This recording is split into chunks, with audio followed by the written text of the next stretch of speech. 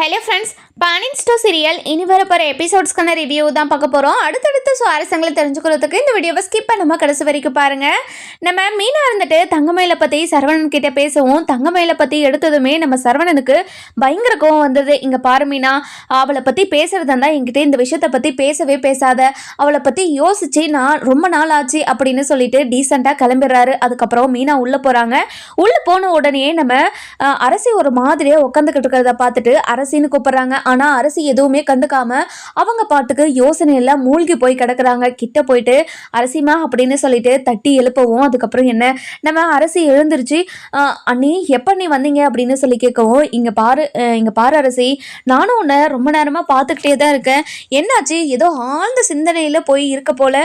இல்லை நீ சும்மா தான் காலேஜில் ஒரு பிரச்சனை நடந்துச்சா, அதை பற்றி தான் யோசிச்சுக்கிட்டு இருந்தேன், வேற ஒன்றும் இல்லை நீ அப்படின்னு சொல்லவும், ஏதாச்சும் பிரச்சனையா, நான் ஏதாச்சும் வந்து கேட்கட்டா அப்படின்னு சொல்லி கேட்கவும், அதெல்லாம் ஒன்றும் இல்லை நீ, அதெல்லாம் நானே பார்த்துக்கிறேன், அம்மா உள்ளதான் இருக்காங்க, நீங்கள் அம்மா கிட்ட பேசுங்க அப்படின்னு சொல்லிட்டு உள்ள அனுப்பி வச்சுறாங்க. நம்ம மீனாக்கு ஒரே டவுட்டு, என்ன அரசி இதுக்கு முன்னாடி இப்படிலாம் நடந்துக்கிட்டே இல்லையே அப்படின்னு சொல்லிட்டு யோசிச்சுக்கிட்டே போகிறாங்க. உள்ளே போன உதவுமே நம்ம கோமதி கிட்ட பேச ஆரம்பிச்சுறாங்க. அதுக்கப்புறம் என்ன, நம்ம அரசி இருந்துட்டு குமாரை பற்றி தான் யோசிச்சுக்கிட்டே இருக்காங்க. குமார் தனக்காக என்னென்னலாம் பண்ணாரு, தான் பண்ணது தப்புன்னு உணர்ந்து தான் காலிலே விழுந்தாரு அப்படின்னு யோசிச்சு அதை நினச்சி ஒரு மாதிரி லவ் மோட்ல சிரிச்சுக்கிட்டு தான் இருக்காங்க. அதுக்கப்புறம் ஒரு டைம் யோசிக்கிறாங்க, இதை பற்றி நாம் எதுக்காக யோசிக்கணும், நம்ம இதை பற்றி யோசிக்கவே கூடாது, ஏற்கனவே நம்ம அம்மாவையும் அப்பாவையும் ரொம்ப கஷ்டப்படுத்திட்டோம், இனிமேலும் யாரையும் கஷ்டப்படுத்தக்கூடாது. இங்கே பாரு அரசி, உன்னோட மனசை தடுமாற விடாத சரியா, உன்னோட மனசு ஒரே நிலையில இருக்கணும் அப்படின்னு தனக்கு தானே பேசிக்கிட்டே இருக்காங்க. இதை பார்த்து நம்ம பழனி இருந்துட்டு, டவுட்டே இல்லை, கண்டிப்பா குமார் மேல இன்னமும் நம்ம அரசிக்கு வெறுப்பு இருக்குது, ஏதோ உள்ளுக்குள்ள குமார் மேல ஒரு அன்பு இருக்கிறதுனால தான் குமாருக்கு இப்படி ஒரு நிச்சயதார்த்தம் நின்றதுனால கொஞ்சம் சந்தோஷமா இருக்கிறா, இது என்னன்னு பார்ப்போம் அப்படின்னு சொல்லிட்டு நம்ம பழனி ஒரு பக்கம் இருக்காரு. அதுக்கப்புறம் என்ன, நம்ம பழனி இருந்துட்டு அதாவது சக்திவேல் வீட்டுக்கு போயிடுறாங்க. போன உடனே சக்திவேலும் முத்துவேலும் பயங்கரமாக கோவத்தோட அதாவது வானத்துக்கும் பூமிக்கும் குச்சிக்கிட்டு இருக்காங்க. இதெல்லாம் பார்த்துட்டு நம்ம பழனி இருந்துட்டு, இங்கே பாருங்கண்ணே, நடந்து போச்சு, இதுக்காக நம்ம அதாவது கத்தியோ இல்லை சண்டை போட்டோ இல்லை பேசியோ எதுவும் ஆக போகிறதில்ல, நம்ம வேலையை பார்க்கலாம் வாங்கினேன் அப்படின்னு சொல்லி கூப்பிடவும், இதை கேட்ட நம்ம முத்து இருந்துட்டு, எங்கள் பாரு பழனி, இதுக்கு பின்னாடி யாரோ பெரிய வேலை பண்ணியிருக்காங்க, அதனால தான் பொண்ணு வீட்டுக்காரர் வந்து இந்த நிச்சயதார்த்தத்தை நிறுத்திட்டு போகிறாங்க, இதுக்கு பின்னாடி பக்கத்து வீட்டுக்காரி இருப்பாங்களோன்னு எனக்கு தோணுது அப்படின்னு சொல்லவும், இங்க பாருங்கண்ணே, நிச்சயதார்த்த விஷயமே நான் சொல்லிதான் இப்பதான் அவங்களுக்கே தெரியும், அப்படி இருக்கும்போது அவங்க எதுக்காக இந்த கல்யாணத்தை நிறுத்தணும்னு நினைக்க போறாங்க, கண்டிப்பா அவங்களாம் நிறுத்திருக்க மாட்டாங்க, நீங்க அவங்கள பத்தி எல்லாம் யோசிக்காதீங்க அண்ணன் அப்படின்னு சொல்லிட்டு நம்ம பழனி ஒரு பக்கம் சொல்லவும், இதை பார்த்துக்கிட்டு இருந்த நம்ம குமார் வந்துட்டு பயங்கர சந்தோஷமா இருக்காங்க. நம்ம பழனி இதையும் கவனிச்சு ஏதோ ஒரு மாதிரி யோசிக்கிறாரு. இப்போ அரசி அங்கே சந்தோஷப்படுறா, இங்கே குமாரும் சந்தோஷப்பட்டுக்கிட்டு இருக்கான், இங்கே என்ன நடக்குதுன்னு ஒன்றுமே புரியல. அப்போது ரெண்டு பேரும் மனசுக்குள்ளே ஏதோ இருக்குது, ஆனால் ஏதோ ரெண்டு பேரையுமே வெளிக்காட்டிக்காம அவங்க பாட்டுக்கு இருக்காங்க அப்படின்னு மனசுக்குள்ளே நினச்சிக்கிறாரு. அதுக்கப்புறம் என்ன, நம்ம முத்துவேலும் சக்திவேலும் பயங்கர கோவத்தில், இதுக்கு காரணமானவங்கள நான் சும்மாவே விடமாட்டேன், இதோட என்னோட பையனோட கல்யாணம் 2 தடவை நின்றுச்சு, இதை நான் சும்மாவே விடமாட்டேன் அப்படின்னு சொல்லிட்டு பயங்கர கோவமாக நம்ம அதாவது சக்திவேல் இருந்துட்டு பேசிக்கிட்டு இருக்காங்க. இதை பார்த்துக்கிட்டு இருந்தேன் நம்ம பழனி இருந்துட்டு போயிட்டு குமார் கிட்ட நின்று, குமார் உன்கிட்ட ஒரு முக்கியமான விஷயம் பேசணும், கொஞ்சம் தனியா வரியா அப்படின்னு சொல்லி கூப்பிடவும், இங்க பாருங்க சித்தப்பா, என்ன எங்க கூப்பிட்டுக்கிட்டு போறீங்க அப்படின்னு சொல்லி கேட்கவும், இங்க பாரு குமார், நீ அமைதியா வா குமார் அப்படின்னு சொல்லிட்டு கூப்பிட்டு போறாங்க. போன உடனே நம்ம பழனி இருந்துட்டு, இங்கே பாரு குமார், என்ன நடக்குது, நீங்கள் என்ன நினச்சிக்கிட்டு இருக்கீங்கன்னு எனக்கு ஒன்றும் புரியல அப்படின்னு சொல்லவும், என்ன சித்தப்பா சொல்கிறீங்க நீங்கள், எனக்கு ஒன்றும் புரியல, எனக்கு ஒன்றும் புரியலன்னு நினச்சிக்கிட்டு இருக்கியா, நீங்கள் பண்ணுறதெல்லாம் எனக்கு தெரியாதுன்னு நினச்சிக்கிட்டு இருக்கியா அப்படின்னு சொல்லி கேட்கவும், இங்கே பாருங்க சித்தப்பா, நீங்கள் பேசுறது எனக்கு ஒன்றுமே புரிய மாட்டேங்குது, என்னென்னு சொல்லுங்க சித்தப்பா அப்படின்னு சொல்லி கேட்கவும், அதுக்கப்புறம் என்ன, நம்ம பழனி இருந்துட்டு, என்னப்பா இந்த கல்யாணத்தை நிறுத்திருந்த நீ தானே அப்படின்னு சொல்லி கேட்கவும், ஐயோ இல்லை சித்தப்பா, சத்தியமாக நானெல்லாம் அப்படிலாம் இல்லை, இந்த கல்யாணம் நின்றதுல எனக்கு சந்தோஷம் தான், ஆனால் இந்த கல்யாணத்தில் நானெல்லாம் நிப்பாட்டல அப்படின்னு சொல்லிடுறாங்க. அதுக்கப்புறம் சரி சரி இந்த கல்யாணத்தை நீ நிப்பாட்டல, கல்யாணத்துக்கு அதாவது நிச்சயதார்த்தத்துக்கு போகிறதுக்கு முன்னாடி நீ ரொம்ப ரொம்ப மனசு உடஞ்சு போயிட்டு ஒரு மாதிரி சோகமா இருந்த, ஆனா இப்போ ரொம்ப தெளிவாகவும் ரொம்ப சந்தோஷமாவும் இருக்க, இதுக்கு காரணம் என்னன்னு தெரிஞ்சுக்கலாமா அப்படின்னு சொல்லி கேட்கவும், சித்தப்பா உங்ககிட்ட சொல்றதுக்கு என்ன சித்தப்பா, இங்க பாருங்க சித்தப்பா, எனக்கு இந்த கல்யாணத்துல சுத்தமா விருப்பமே இல்லை, அது மட்டும் இல்லாம இன்னமும் என் மனசுல அரசி மட்டும்தான் இருக்கா, நான் பண்ணதெல்லாம் அரசிக்கு மிகப்பெரிய துரோகம் தான், நான் இல்லைன்னெல்லாம் சொல்லலை, அவளுக்கு பண்ண துரோகத்தை நினைச்சு நினைச்சு இப்போ வரைக்கும் குற்ற உணர்ச்சியில நான் செத்துக்கிட்டு தான் இருக்கேன். நான் அரசியை கல்யாணம் பண்ணிக்கிட்டு அவளை ராணி மாதிரி வச்சுக்கணும்னு நான் ரொம்ப ஆசைப்படுறேன். அந்த விஷயம் நடக்குமா நடக்காதுன்னு நினைச்சவே எனக்கு ரொம்ப கஷ்டமா இருக்குது சித்தப்பா. இங்க பாருப்பா குமாரு, நீ திருந்ததுனாலதான்லாம் ரொம்ப ரொம்ப நல்ல விஷயம்தான். இதுக்கப்புறமும் அரசியை நினைச்சு உன்னோட வாழ்க்கையை நீ கெடுத்துக்காத, கண்டிப்பா அப்படி ஒரு விஷயம் நடக்கவே நடக்காது. அப்படி இருக்கிறப்போ நீ கண்டிப்பா எது பத்தியும் யோசிக்காம நீ பாட்டுக்கு உன்னோட வேலையை பாரு சரியா அப்படின்னு சொல்லவும், இங்க பாருங்க சித்தப்பா, நானும் அதுக்கு தான் நிறைய டைம் ட்ரை பண்ணேன். ஆனா என்னால முடியல. அரசிய தாண்டி வேற பொண்ண என்னால யோசிக்கவே முடியல சித்தப்பா. எனக்கு கல்யாணமே வேண்டாம். அரசி கல்யாணம் பண்ணிக்கிட்டு போயிட்டு சந்தோஷமா வாழட்டும். அதெல்லாம் நான் தடுக்கவே மாட்டேன். அதே மாரி அவளுக்கு ஒரு நல்லது ஏதாச்சும் நடந்தா, அவளுக்கு முன்னாடி போய் நிக்கிறது நானா மட்டும் தான் இருக்கணும் அப்படின்னு சொல்றாங்க. இத கேட்ட உடனே நம்ம அப்பத்தா இருந்துட்டு, "இங்க பாருயா குமாரு, நீ இந்த நிலைமையில இருக்கிறன்னு நினைச்சு தாண்டா இந்த கல்யாணத்தை நான் தாண்டா நிறுத்தினேன்" அப்படின்னு சொல்லவும், இத கேட்டு நம்ம பழனிக்கு பயங்கரமா ஷாக் ஆயிருது. "ஆத்தா, என்ன ஆத்தா சொல்ற?" அப்படின்னு சொல்லி கேட்கவும், "இங்க பாருயா பழனி, குமார் வந்து என்கிட்ட அரசியை பத்தி சொல்லி அவன் மனசுல இருக்கிறதெல்லாம் கொட்டி தீர்த்தாயா, அதெல்லாம் கேட்டுட்டு இந்த சமயத்துல கண்டிப்பா இவன் கல்யாணம் பண்ணிக்கிட்டா அந்த பொண்ணு சந்தோஷமா இருக்காது, இவனும் சந்தோஷமா இருக்க மாட்டான். அதனாலதான் கோவிலுக்கு போயிட்டு பொண்ணு வீட்டுக்கார வர சொல்லி அவங்க கிட்ட இந்த விஷயத்த பத்தி பேசினேன். நீங்க உங்க பொண்ணு சந்தோஷமா இருக்கணும்னு நினைச்சா இந்த கல்யாணத்தை நிறுத்துறீங்கன்னு நான் தான் சொன்னப்பா" அப்படின்னு சொல்லவும், இதை கேட்டு நம்ம குமாருக்கு பயங்கர சந்தோஷம். இங்க பாருங்க அப்பத்தா, நீங்க இப்படி ஒரு சந்தோஷமான விஷயத்த சொல்லுவீங்கன்னு நினைச்சு கூட பார்க்கல. அப்பத்தா, எனக்காக நீங்க இந்த கல்யாணத்தை நிறுத்திருக்கீங்க. இங்க பாருங்க அப்பத்தா, அதே மாதிரி எனக்காக போயிட்டு உங்க பொண்ணுகிட்டே எனக்கு பொண்ணு கேளுங்களா அப்படின்னு சொல்லி கேட்கவும், இங்க பாருப்பா, அந்த விஷயம் நடக்காதுன்னு எனக்கு தெரியும். உன்னோட மனநிலை மாறுறதுக்காக மட்டும்தான் நான் இப்போ இந்த கல்யாணத்தை நிறுத்தினே தவிர, அரசியை உனக்கு கல்யாணம் பண்ணி வைக்கணுன்றதுக்காகலாம் இந்த கல்யாணத்தை நிறுத்தலை. நீ தப்பாக புரிஞ்சுக்கிட்டு அரசி மேலே இருக்கிற எண்ணத்தை இன்னும் வளர்த்துக்காத. நீ அவள் மேலே இருக்கிற எல்லா எண்ணத்தையும் விட்டு தள்ளிட்டு நீ வேற வேற ஒரு வாழ்க்கைக்கு வாழ்கிறதுக்காக வெளியே வரணுன்றதுக்காக தான் இந்த கல்யாணத்தை நிறுத்தினேன். அதை புரிஞ்சுக்கிட்டே நீ அரசியை மறந்துட்டு உன்னோட வாழ்க்கையை வாழ ஆரம்பி அப்படின்னு சொல்லவும், இதை கேட்ட உடனே பலன் இருந்துட்டு, "இங்க பாருங்க தான், இந்த விஷயம் மட்டும் உங்களோட மகனுங்களுக்கு தெரிஞ்சது அவ்வளோதான், முடிஞ்சிச்சு கதை" அப்படின்னு சொல்லவும், "இங்க பாருடா, நான் பொண்ணு வீட்டுக்காரர்கிட்ட நான் சொல்லிட்டு தான் வந்தேன். நான் சொன்னது மட்டும் தெரிஞ்சிச்சுன்னா கண்டிப்பாக பெரிய பிரச்சனை நடக்கும். நான் சொன்னனெல்லாம் சொல்லாதீங்க" அப்படின்னு சொல்லி அவர்கிட்ட சொல்லிட்டு தான் நான் வந்தேன் அப்படின்னு சொல்லவும், இதை கேட்ட உடனே, "இங்க பாராத்தா, இப்போ நீ தான் இது பண்ணன்னு தெரியாம இப்போ வரைக்குமே இது மச்சான் குடும்பத்தில் இருக்கிறவங்க தான் இந்த கல்யாணத்தை நிறுத்திருப்பாங்கன்னு நினச்சிக்கிட்டு இருக்காங்க அண்ணனுங்க. இப்போ இந்த சமயத்தில் இந்த விஷயம் மட்டும் தெரிஞ்சிச்சு, அவ்வளோதான். நீங்கள் இந்த விஷயம் இப்படியே மறைச்சிடுங்க. நம்ம 3 பேருக்கு மட்டும்தான் தெரியணும். மற்றவங்களுக்கு யாருக்காவது தெரிஞ்சால் கண்டிப்பாக பெரிய பிரச்சனை வந்துடும். ஃபஸ்ட்டு நம்ம உள்ளே போகலாம் வாங்க. தனியாக பேசிக்கிட்டு இருக்கிறத பார்த்துட்டு கூட என்ன ரகசியம் பேசிக்கிட்டு இருக்காங்கன்னு நம்மக்கிட்ட வந்து கோவப்படுவாங்க. அதனால நம்ம உள்ளே போகலாம் வாங்க அப்படின்னு சொல்லிட்டு கூட்டிகிட்டு போயிடுறாங்க. அதுக்கப்புறம் என்ன, நம்ம அரசி இருந்துட்டு காலேஜுக்கு கிளம்பிடுறாங்க. அந்த நேரம் பார்த்து நம்ம குமாரும் அரசியை பார்த்துட்டு ரொம்பவே எமோஷ்னலாக ஒரு மாதிரி அந்த சீன் 2 பேரும் ஒரு மாதிரி பார்த்துக்கிறாங்க பார்த்தீங்களா, அது ரொம்ப எமோஷ்னல், ஒரு மாதிரி நெஞ்சை டச் பண்ணுற மாதிரி இருக்கும். அந்த மாதிரி ஒரு சீன் எடுத்திருக்காங்க. ரொம்பவே எமோஷ்னலாக ரொம்ப ரொமான்டிக்காக ஒரு மாதிரி 2 பேருக்குமே எமோஷ்னல் ஆகி 2 பேருமே பார்த்துக்கிட்டே இருக்கிற மாதிரி ரொம்ப சூப்பராக இருக்குது. அதுக்கப்புறம் என்ன, நம்ம அரசியும் இல்லை இல்லை இது தப்பு அப்படின்னு சொல்லிட்டு அவங்க பாட்டுக்கு காலேஜுக்கு கிளம்பிடுறாங்க. அதுக்கப்புறம் குமாருக்கு பயங்கர சந்தோஷம். அரசி இத்தனை நாளா என்னை திரும்பி கூட பார்க்க மாட்டாளே, ஆனால் இப்போ ஒரு நிமிஷம் என் கண்ணை பார்த்துக்கிட்டே இருந்தாலே, அப்போது என் மேலே இப்போவும் அவளுக்கு அன்பு இருக்குது, என் மேலே காதல் இருக்கிறதுனால தானே என்னை இப்போ ஒரு நிமிஷம் அப்படியே பார்த்துக்கிட்டே போனா அப்படின்னு நம்ம குமார நினச்சிக்கிட்டு அரசி பின்னாடியே போயிட்டு, "அரசி, ஒரே ஒரு நிமிஷம் அரசி" அப்படின்னு சொல்லவும், இத கேட்ட அரசிக்கு அப்படியே ஹார்ட் பீட் வந்து டப்பு டப்பு டப்புன்னு அடிக்க ஆரம்பிச்சிருது. அதுக்கப்புறம் என்ன, "இங்க பாருங்க, எதுக்காக என்கிட்ட பேசுறீங்க நீங்க?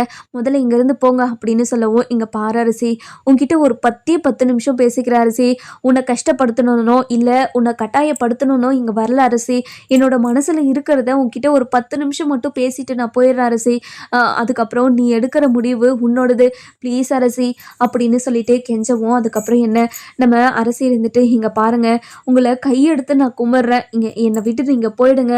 உங்களால என்னோட அம்மாவும் என்னோட அப்பாவுக்கும் எவ்வளோ பெரிய அசிங்கத்தை நான் தேடி கொடுத்தேன்னு நான் நான் நான் நிறைய அனுபவிச்சிட்டேன். அதனால திரும்பவும் திரும்பவும் இந்த வாழ்க்கையை என்னால் ஏற்றுக்க முடியாது" அப்படின்னு சொல்லவும், "இங்க பாரு அரசி, என்னால் வேற வாழ்க்கையை ஏற்றுக்கிட்டு அவங்க கூட என்னால் வாழ முடியல அரசி. எனக்கு ஒவ்வொரு நாளும் குற்ற உணர்ச்சியில் நான் செத்துக்கிட்டே தான் இருக்கிறேன். உனக்கு பண்ணது பெரிய துரோகம் தான். அந்த துரோகத்துக்காக உன்னை கல்யாணம் பண்ணிக்கிட்டு உன்னை ராணி மாதிரி வச்சுக்கணும்னு ஆசைப்பட்றேன். எந்த மாதிரினா, ராஜி ராஜியை கதிர் பார்த்துக்கிறான் இல்லையா, அதை விட அதிகமாக உன்னை சந்தோஷமாக பார்த்துக்கணுன்னு ஆசைப்பட்றேன் அரசி. நான் உண்மையாகவே நல்லவனாக மாறிட்டேன். நீ என்னை மாற்றினதே நீ தான். அவ்வளோ கெட்டவனாக இருந்தேன், ஆனால் இவ்வளோ நல்லவனா நீ என்னை மாற்றிருக்க. அப்போது இந்த நல்லவன் கூட நீ வாழலாம் இல்லை அப்படின்னு சொல்லி கேட்கவும், "இங்கே பாருங்கள், திரும்ப திரும்ப இந்த விஷயத்தை பற்றி நீங்கள் பேசவே கூடாது. என்னோட மனசை நீங்கள் சுக்கு நூறாக உடைச்சிட்டீங்க. நம்பின என்ன நீங்கள் கைவிட்டுட்டீங்க.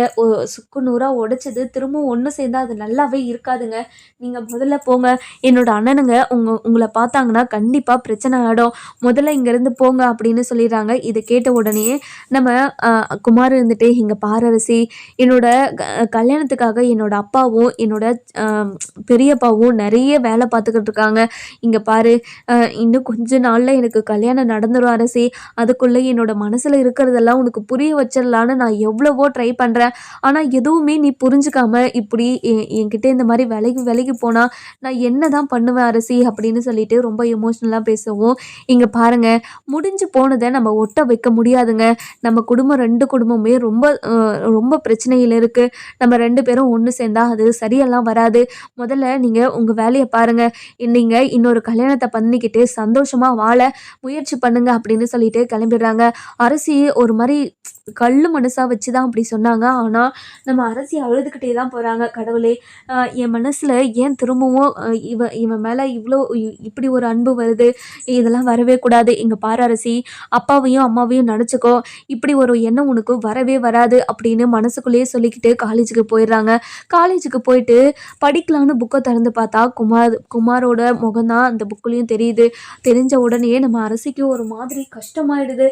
என்ன இது, புக்கை திறந்தா அவன் முகம் ஞாபகத்துக்கு வருது. கடவுளே, இப்போ என்ன நடக்கிறதுக்கு இருக்குது, ஏது நடக்கிறதுக்கு இருக்குதுன்னு எனக்கு ஒன்றுமே புரிய மாட்டேங்குது. எனக்கு ரொம்ப கஷ்டமாக இருக்குது அப்படின்னு சொல்லிட்டு பயங்கரமாக வருத்தத்தில் பேசிக்கிட்டு இருக்கவும், அதுக்கப்புறம் என்ன, நம்ம அதாவது அரசி இருந்துட்டு வீட்டுக்கு போகலாம் அப்படின்னு சொல்லிட்டு வீட்டுக்கு வராங்க. வீட்டுக்கு வந்த உடனே நம்ம குமார் எங்கே பேசிட்டு விட்டுட்டு போனோமோ அதே இடத்துல நம்ம குமார் நின்றுக்கிட்டு இருக்கிறத பார்த்துட்டு பயங்கரமாக ஷாக் ஆயிடுறாங்க. அதுக்கப்புறம் நம்ம குமார் கிட்ட போயிட்டு, "இங்கே பாருங்க, எதுக்காக இங்கே நின்றுக்கிட்டு இருக்கீங்க" அப்படின்னு சொல்லி கேட்கவும், "இங்கே பாரு அரசி, உன்னை இப்படி டார்ச்சர் பண்ணுறேன்னு மட்டும் நினைக்காத. என்னோட மனசில் இருக்கிறத உன்கிட்ட நான் எப்படி சொல்கிறதுன்னு எனக்கு தெரியல. அதனால தான் திரும்ப திரும்ப நான் என்னோட மனசில் இருக்கிறத சொல்ல ட்ரை பண்ணிக்கிட்டு இருக்கேன். ஆனால் நீ எதுவுமே புரிஞ்சுக்காம இப்படி என்னை தள்ளி வச்சுக்கிட்டே இருக்க" அப்படின்னு சொல்லவும், "இங்கே பாருங்கள், நான் முதல்ல இங்கேருந்து போங்க. நான் உங்கள் கூட பேசுகிறதுக்கு என்னால் விருப்பமே கிடையாது.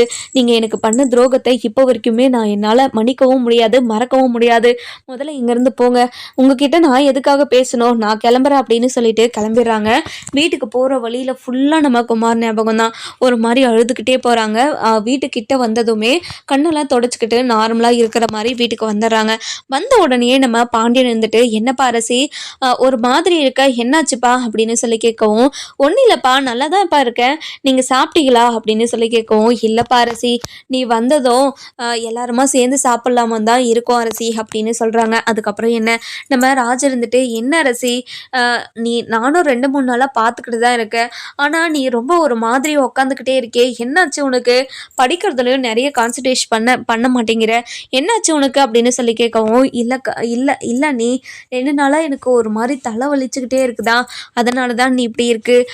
நீங்கள் அப்பா, எனக்கு தலைவலிக்குதுப்பா, நான் போய் படுத்துக்கிட்டோமா அப்படின்னு சொல்லி கேட்கவும், என்னடா அரசி, நம்ம ஹாஸ்பிட்டலுக்கு என்னது போயிட்டு வரலாமா அப்படின்னு சொல்லி கேட்கவும், இதை கேட்ட உடனே நம்ம அரசு இருந்துட்டு, இல்லைப்பா, டேப்லெட் போட்டு படுத்தா சரியாக போகும்ப்பா, நான் போய் படுத்து கொஞ்ச நேரம் தூங்கவா அப்படின்னு சொல்லி கேட்கவும், சரி நீ போ தூங்கு அப்படின்னு சொல்லிடுறாங்க. அதுக்கப்புறம் நம்ம கோமதிக்கு டவுட் வந்தது, இங்கே பாருடி, நீ பண்ணுறது கொஞ்சம் கூட சரியில்லை, எதுக்காக இப்படியெல்லாம் பண்ணிக்கிட்டு இருக்க அப்படின்னு சொல்லி கேட்கவும், மா என்னம்மா ஆச்சு உனக்கு, எதுக்காக நான் பண்ணுறது சரியில்லைன்னு சொல்லிக்கிட்டு இருக்க, நான் என்ன பண்ண, என்ன சரியில்லை சொல்லுமா அப்படின்னு சொல்லி கேட்கவும், இங்க பாரு அரசி, அந்த குமாருக்கு நிச்சயதார்த்தம்னு கேள்விப்பட்டதுல இருந்தே நீ ஒரு மாதிரி தான் பண்ணிக்கிட்டு இருக்க, நானும் அப்பதானே பார்த்துக்கிட்டு தான் இருக்கேன், என்னாச்சு உனக்கு, இங்க பாருடி, உன் மனசுக்குள்ள ஏதாவது வச்சுக்கிட்டு திரும்ப ஏதாவது வேலை பார்த்து வச்சிட போறடி, அவ்வளவுதான், எங்களால அசிங்கப்பட்டுலாம் இருக்க முடியாது, அப்படியே நாண்டுக்கிட்டு சாக வேண்டியதான் நாங்க 2 பேரும் அப்படின்னு சொல்லவும், இதை கேட்ட உடனேம்மா, என்னம்மா தேவையில்லாத விஷயத்தெல்லாம் நீ பேசிக்கிட்டு இருக்க,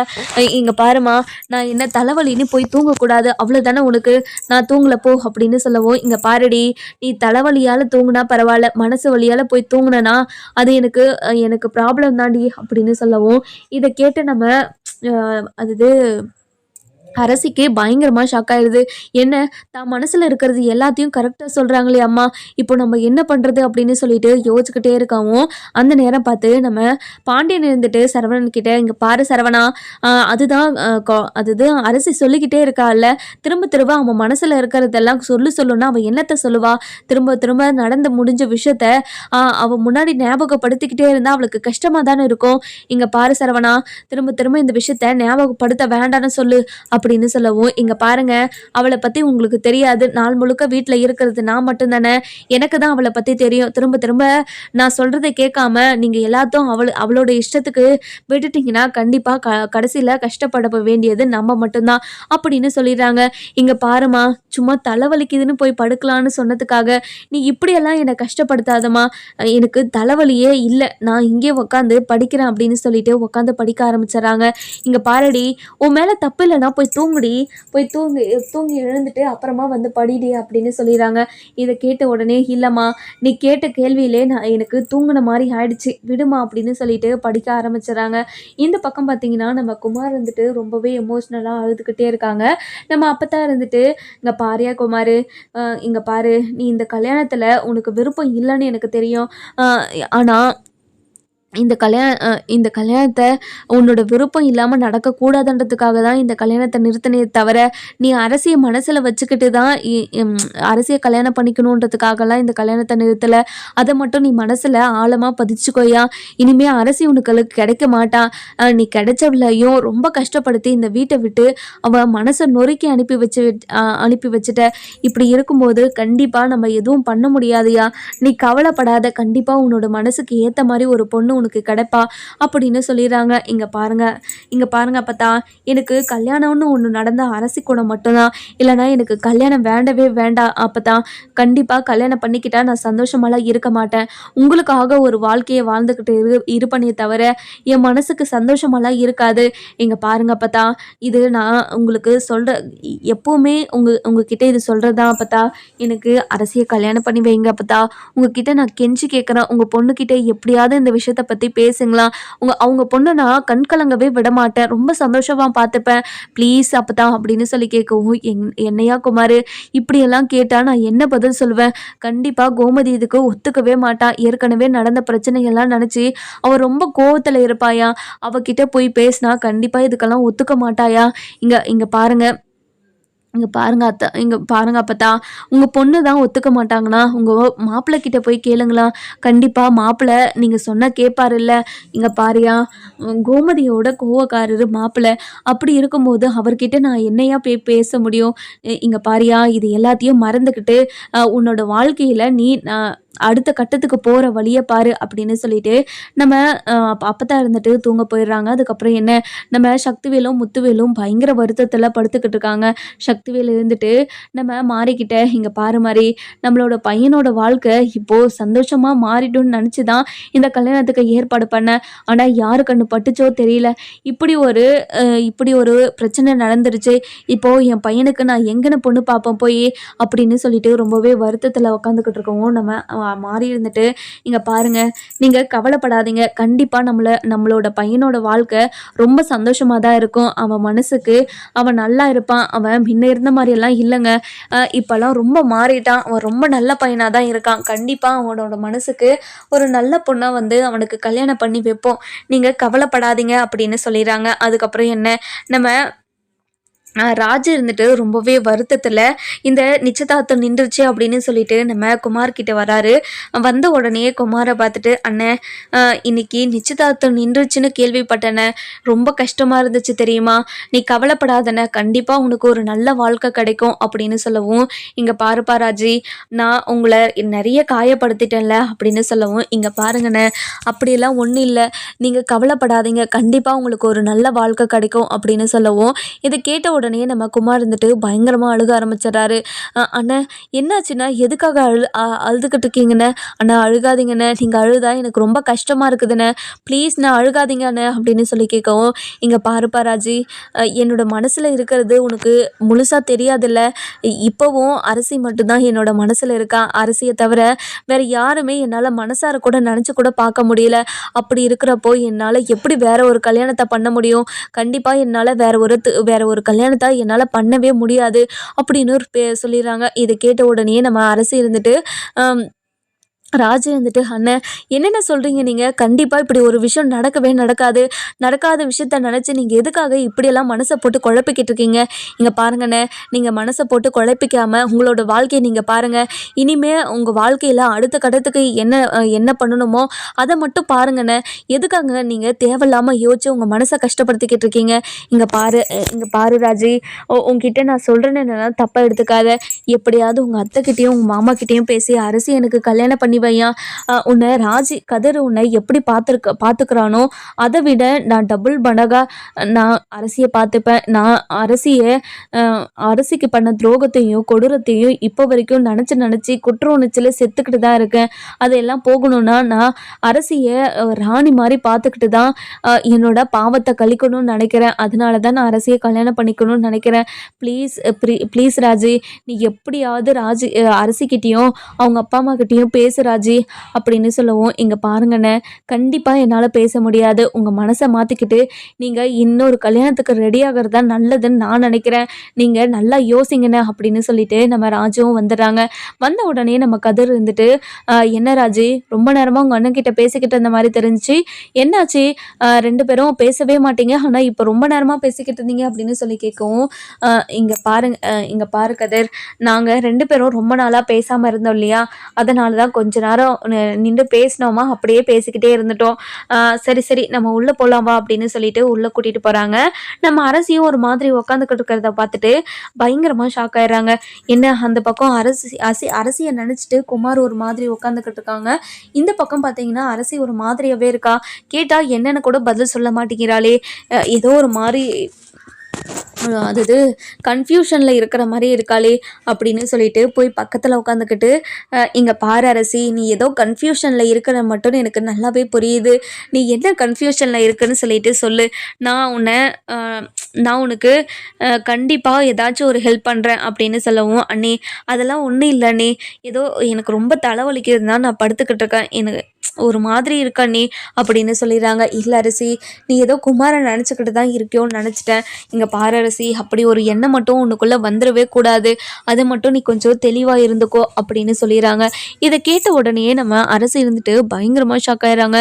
ஐயோ, என்ன வீட்டில் இருக்கிற எல்லாருமே வந்து அதாவது மனசை தடுமாறாம நீ குமாரை நினச்சி பார்க்காம இருன்னு சொல்கிறாங்களே, இவங்கெல்லாம் சொல்கிறதுலே எனக்கு குமார் மேலே அன்பும் பாசமும் அதிகமாயிட்டே இருக்கே. நம்ம என்ன பண்ணுறது இப்போது?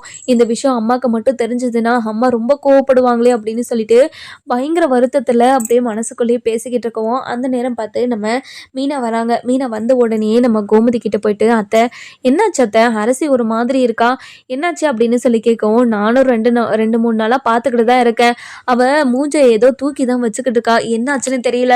என்னன்னு கேட்டாலையும் தலைவலி, ஒரு மாதிரி டயர்டாக இருக்குது, அப்படி இப்படின்னு எதையோ சொல்லி எங்ககிட்ட எதுவுமே சொல்ல மாட்டேங்கிறா. நீயாச்சும் போய் கேளு, அவள் ஏதாச்சும் சொல்கிறாளான்னு கேட்டு சொல்லு அப்படின்னு சொல்லி நம்ம மீனாவை அனுப்பி வைக்கிறாங்க. அதுக்கப்புறம் நம்ம மீனா இருந்துட்டு அரசிக்கிட்ட போயிட்டு, இங்கே பாருமா அரசி, என்னாச்சு, எதுக்காக 2-3 நாளாக நீ ஒரு மாதிரி இருக்காம, அம்மா உன்னை நினச்சி ரொம்ப வருத்தப்பட்டுக்கிட்டு இருக்கு, என்னாச்சுன்னு சொல்லு அரசி அப்படின்னு சொல்லி கேட்கவும், அண்ணி எனக்கு ஒன்றும் இல்லை அண்ணி, எதுக்காக ஆளாளுக்கு வந்து என்னை இப்படி நல்லா விசாரிச்சுக்கிட்டு இருக்க மாதிரி விசாரிச்சுக்கிட்டு இருக்கீங்க, எனக்கு ஒன்றும் புரியல அண்ணி அப்படின்னு சொல்லி கேட்கவும், இதை கேட்ட உடனேயே நம்ம மீனா இருந்துட்டு, இங்கே பாருப்பா மீனா, இதனால் இங்கே பாருப்பா அரசி, இதனால் வரைக்கும் நீ இந்த மாதிரி இருந்ததே கிடையாது இல்லையா, வீட்டில் இருக்கிறவங்களுக்கு எல்லாருக்குமே இது புதுசாக இருக்குது, அதனால தான் இது இப்படியெல்லாம் உன்னை முதலே கேட்டுக்கலாம் அப்படின்னு கேட்டுக்கிட்டு இருக்காங்க.